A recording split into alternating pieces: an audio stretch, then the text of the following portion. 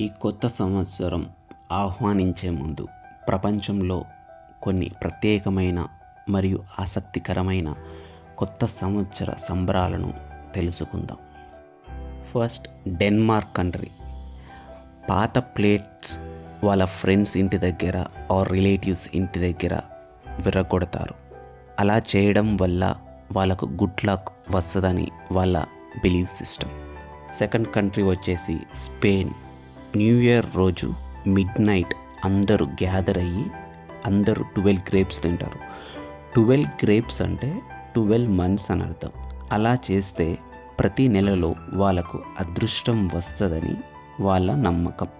New year రోజు స్పెయిన్లో అందరూ red underwear వేసుకుంటారు. దానివల్ల ఏంటంటే వాళ్ళకు గుడ్ లక్ వస్తుందని వాళ్ళకు నమ్మకం.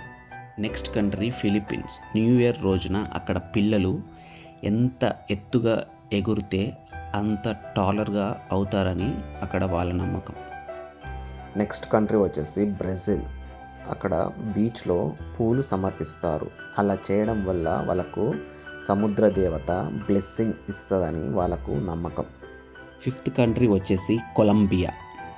వీళ్ళేంటంటే న్యూ ఇయర్ రోజు సూట్ కేస్తో రోడ్ పైకి పరిగెడతారు. అలా చేయడం వల్ల వాళ్ళకి ఇయర్ మొత్తం ట్రావెలింగ్లో ఎలాంటి ఇబ్బందులు కలగకుండా హ్యాపీగా ట్రావెలింగ్ చేస్తారని వాళ్ళ నమ్మకం. నెక్స్ట్ కంట్రీ వచ్చేసి సౌత్ ఆఫ్రికా.